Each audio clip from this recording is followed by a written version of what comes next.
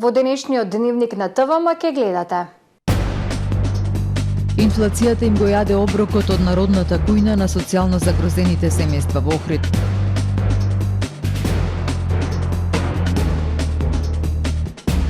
Општина Струга нема намера да ја намали комуналната такса за јавно осветлување, иако градот е во мрак. Потребна е промена на свеста кај граѓаните и надлежните власти за заштита на трската во езерото.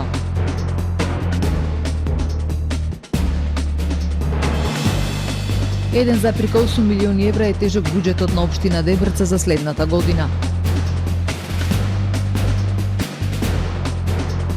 ИКОМОС Македонија изврши увид во состојбата на црквата Богородица Пиривлевта.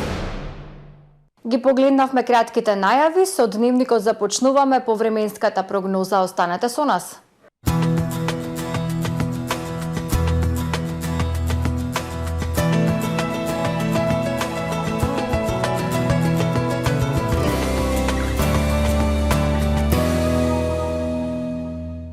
Во Охрид денес времето умерено облачно со сончеви периоди, ветровито и потопло. Попладне намалување на облачноста, максималната дневна температура до 16 степени Целзиусови.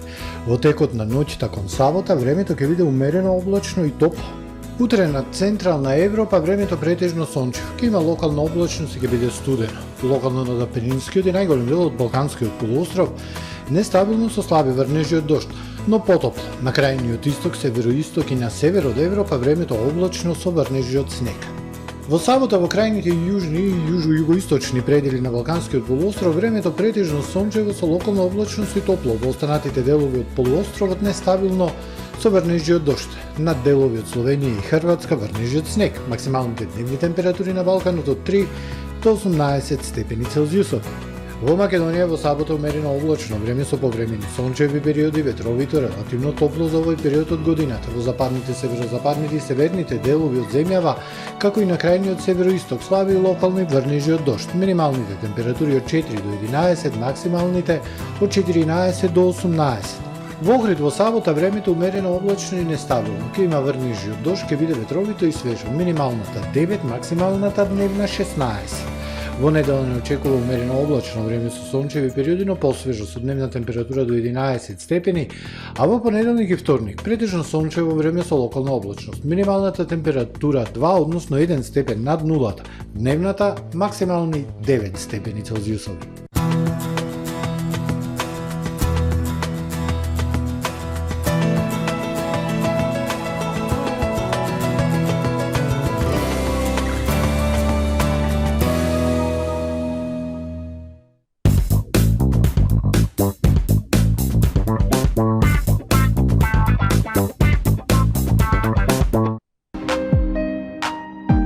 Ресторан Далга.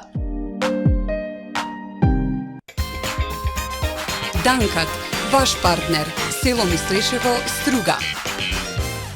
Добре дојдовте во светот на Кармен Бау Центар. Во беспрекорно уреден продажен простор, купувањето во еден Бау Центар никогаш не било попријатно. Со гордост ви го представуваме нашиот шоурум Мараци, со најголем избор на плочки од мараци и санитарија од светски познатите брендови Грое, Колпасан, Идеал Стандард, Рока, Унитас. На располагање ви е нашиот архитект, кој ќе ви помогне во осмислување на вашиот проект. Располагаме со најбогатата палета на ламинат во државава. Одберете од 100 различни дизајни на Swiss Chrono. Покрај стандардниот избор на фасадните системи Knauf и Бекамент, ви нудиме богат избор на професионален алат на реномираните производители Bosch и Divol. Кармен Бау Центар на улица Железничка. Овој декември сладки изненадувања со Тамаро и Витаминка. Сладок декември за најсреќни празници. Многу сладки изненадувања, подароци и награди на Супер Радио. Уште и изненадувања за нашите најмлади пријатели од детските градинки и многу насмевки за најубава нова година. Сладок декември со Тамаро и Витаминка.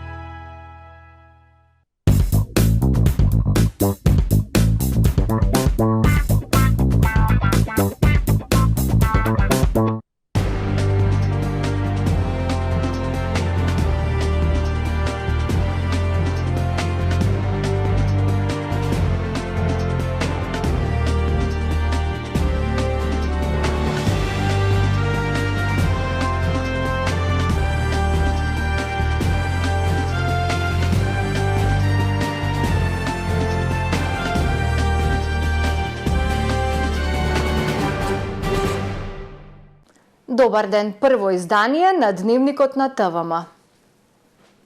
30 семејства од социјално ранлива категорија се обезбедуваат со еден оброк дневно од народната кујна во Охрид. Но голема е веројатноста дека во Охрид бројот на лица кои во денот не можат да си обезбедат барем еден топол оброк е поголем. Народната кујна пак со средствата кои ги добива од државата за приготвување на оброците едва ги набавува потребните продукти поради растот на цените. Инфлацијата го јаде оброкот што државата преку народните кујни го дава на ранливите категории граѓани. Зголемувањето на цените на прехранбените производи годинава имаат големо влијание и представуваат проблем во работата на народната кујна во Охрид. Кујната работи во рамки на студентскиот дом и приготвува околу 80 оброци на дневно ниво наменети за социјални случаи од Охрид. Жарко Куциновски, директорот на студентскиот дом, вели дека треба да се преземат мерки со кои би се нивелирал соодносот на дотацијата која ја добиваат за порција со цената на потребните продукти за нејзино приготвување. Можам да кажем дека цената на еден оброк изнесува 72 денари плюс 5% данок, тоа е негде 75,6 денари. Сигурно ќе ме прашате дали е тоа доволно или не, ќе ви кажем дека не е доволно со оглед на моменталната економска ситуација во држава, односно економската криза која што не одбегна и нас како држава. Ние ќе побараме од Министерство за труд и социјала таа цена да биде покачена, односно ова веќе, како што реков, е многу мала цена, а она што го добиваат социјалците за таа цена е навистина смешна. Бројот на лица кои ги користат услугите на народната кујна одреден период е константен. Тоа може да се заклучи од списокот кој што кујната еднаш месечно го добива од Центарот за социјални работи. Но голема е веројатноста дека во Охрид бројот на лица кои во денот не можат да си обезбедат барем еден топол оброк е поголем од официјалната бројка. Тој список не е фиксен, односно може да биде плюс или минус. Моментално ние кај нас користат 33 лица, односно од нив 75 оброци ние кои што ги делиме. Не е тој фиксен список, во зависност од тоа од како се пријавуваат во Центарот за социјални грижи, така и добиваат право на користење на социјален оброк. Терминот за подигање на социјалниот оброк е од 11 до 11:30 од понеделник до петок. Во петоците ги добиваат и останатите порции кои се предвидени за викенд. За приготвување на топлите оброци при народната кујна која започна со работа во 2009 година, задолжени се 6 вработени од студентскиот дом. Директорот Куциновски упати апел и до граѓаните и фирмите кои се во можност да донираат храна за сограѓаните од ранлива категорија. Стружани револтирани, општината не ја намалува комуналната такса за јавно осветлување, а градот и околината повеќе од 2 месеци се во мрак. Граѓаните обвинуваат општината штеди на грбот на народот. Наспроти реакциите, градските советници ја усвоија програмата за јавно осветлување за идната година. Рестрикциите остануваат на сила. Велат препораките за штедење мора да се почитуваат. Стружани револтирани, се уште плаќаат, не добиваат јавно осветлување. Баратит, но да се укине комуналната такса или да престанат рестрикциите. Обвинуваат општината штеди врз грбот на народот. Утврдената давачка изнесува 184 денари месечно по домакинство, а повеќе од 2 месеци градот нема улично осветлување. Струшките улици после 20 часот се во мрак. Само не треба да ја плаќаме, да речем, темница. Човек иде од работа, каде куќиња, скитници полно. Кое време? Че кратиме се струја и било што, не може това. Моето мислење не треба да се плаќа. Поготово октиси, сегде имате улично, кај нас нема. Во 7, во 9 го прекине. А плаќам на сметка на. Да, не треба да плаќаме, пошто немате улично, не треба да платимо. А што се прави во оваа држава, никој не може да разбере. Не знам. Плаќаме и ќе се затепаме дека плаќаме. Е тоа е, и кучиња ќе не изедат и ќе се изотепаме, ништо не се гледа, тоа е. Све старите кои велеа арамилак. Кое е штедењето и какво штедењето? Значи по живот на народот, така?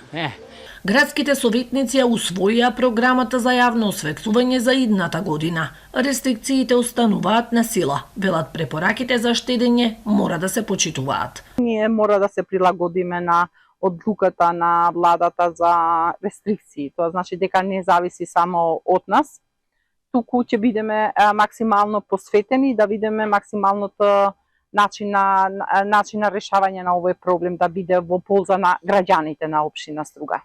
Рестрикции на јавното осветлување во Струга ќе нема само за празниците, почнувајќи од 25 декември до 8 јануари идната година. Министерот за транспорт и врски Благој Бочварски очекува автопатот Кичево-Охрид да се заврши во предвидениот рок до 31 декември идната година. Прво, кога станува збор за големи капитални проекти, не треба да очекуваме да бидат изградени за 2-3 месеци. Тие се инвестиции од преку 100-200, некогаш еве како Кичево-Охрид и 600 милиони евра инвестиција за автопат кој што се наоѓа на исклучително тешка делница и траса по планински предели со многу мостови, тунели. И секако ние го правиме притисокот да овој автопат заврши во рокот, односно 31.12.23 година. Имаме тимови од сите ресори, од Министерството за транспорт, Јавното претпријатие за државни патишта, Агенцијата за имотно-правни односи, Правобранителство, Агенција за катастар на недвижности, Биро за судски вештачења и многу други институции кои што имаат удел во целата оваа постапка и работат секојдневно на решавање на сите процедури и потешкоти кои што се јавија на терен, но прогресот се одвива сега добро, работите течат и нашиот рок кој што сме го задале за реализација на овој автопат е непроменет, односно 31.12.23 година. Потребна е промена на свеста кај граѓаните и законодавецот за значењето на езерската трска во Охридското езеро. Потпалувачите и уништувачите на трска ќе се спречат само со санкции. Исто така, потребно е да се сменат законите во кои трската ќе биде издвоена како посебен заштитен вид, порачуваат експертите.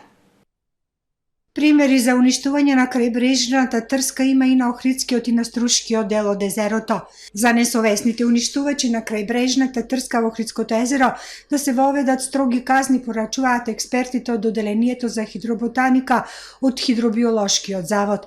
Трската се уништува на различни начини, тоа треба да се спречи, укажува професор доктор Марина Талевска. Треба да се зголемат санкциите, односно мерките кај за луѓето кои што ги прават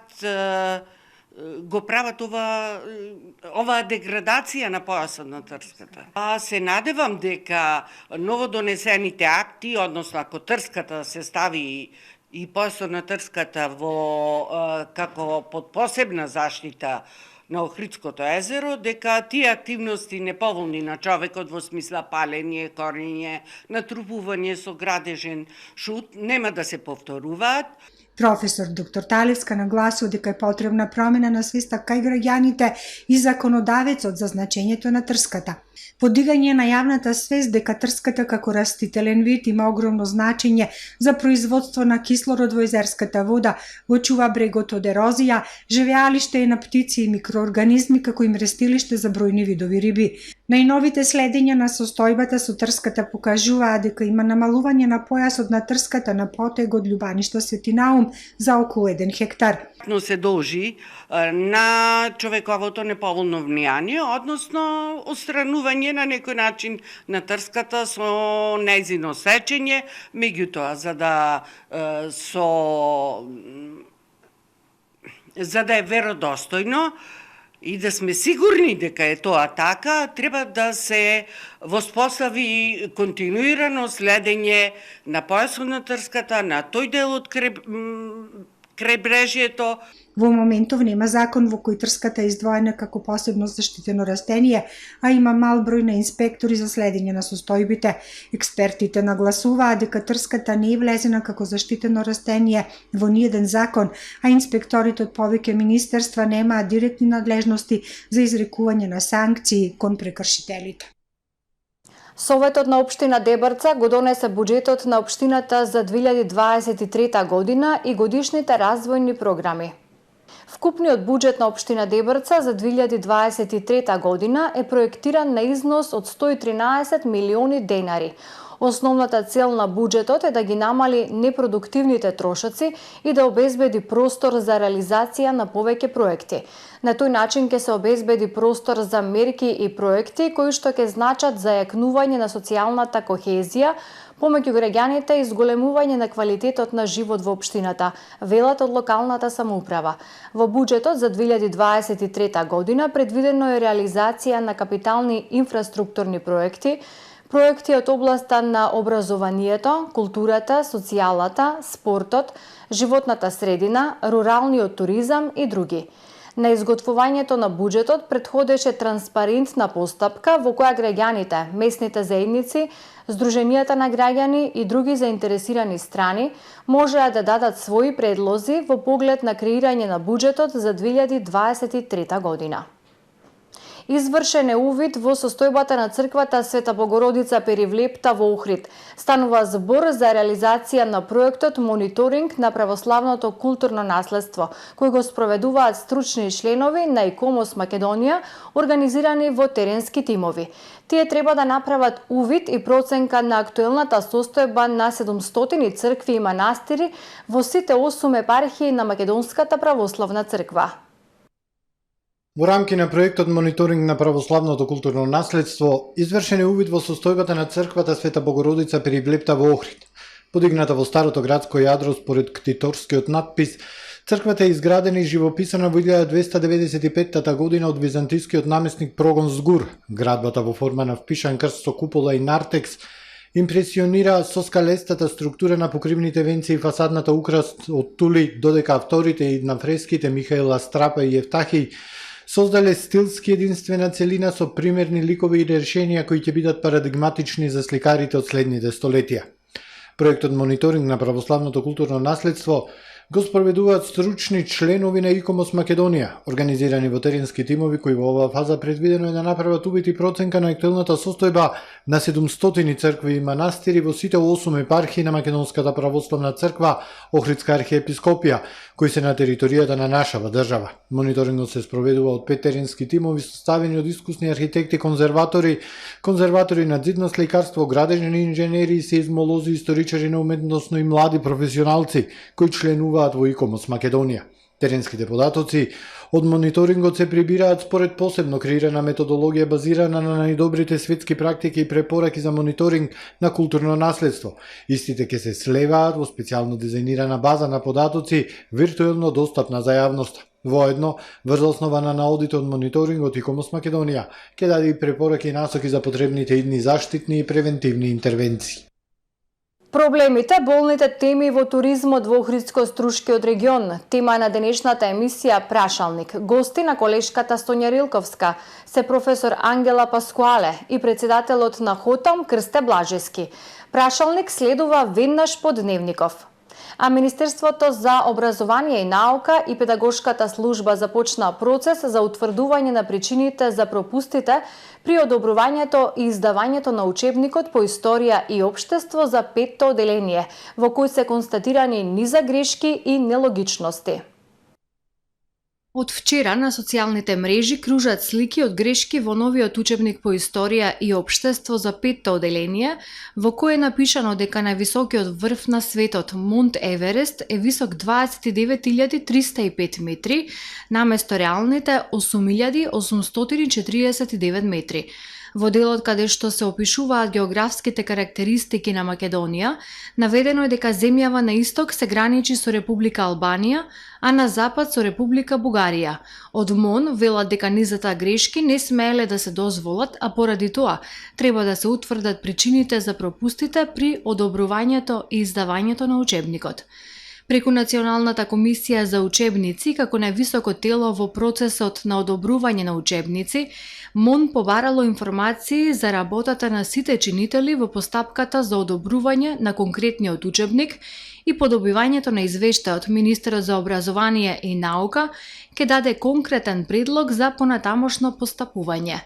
Од Министерството упати апел до сите автори и рецезенти кои во иднина ќе учествуваат во постапки за изработка на учебници, наставни помагала, како и до Бирото за развој на образование и членовите на Националната комисија за учебници, да ја подигнат личната одговорност и посветеност.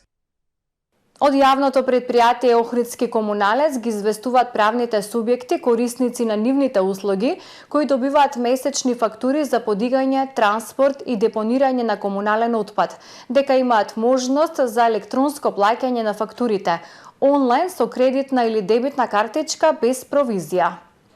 Со оваа услуга корисниците имаат увид во неплатените месечни фактури и брзо, лесно и сигурно можат истите да ги платат.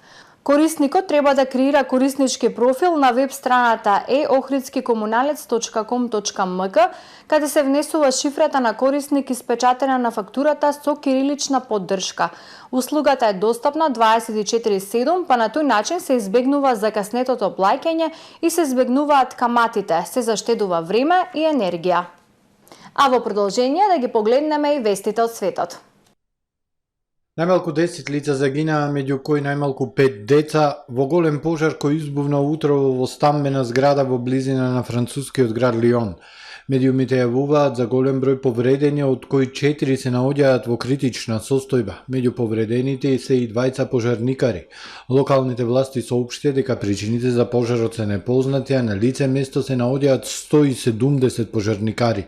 Пожарот избил во раните утрински часови во една седумкатница, а околу местото на пожарот е поставен безбедносен кордон, се додава во соопштението. Владите на Европската Унија се договорија за 9-тиот пакет санкции против Русија поради нападот на Москва врз Украина, објавија дипломати на Европската Унија.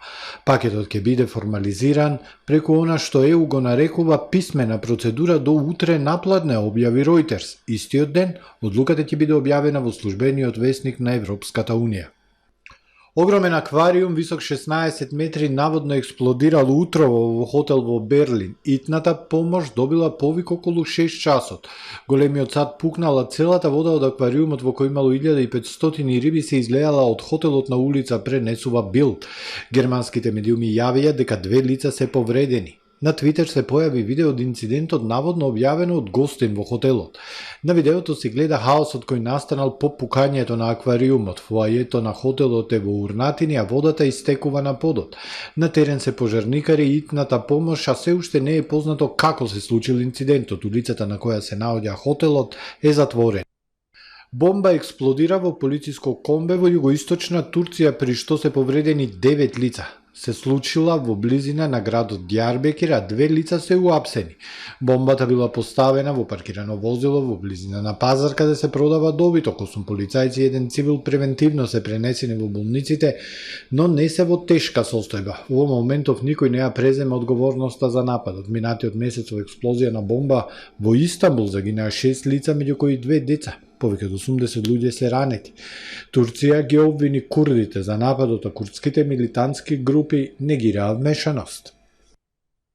Тоа е се во првиот дневник на ТВМ. Ви благодарам за довербата. Довидување.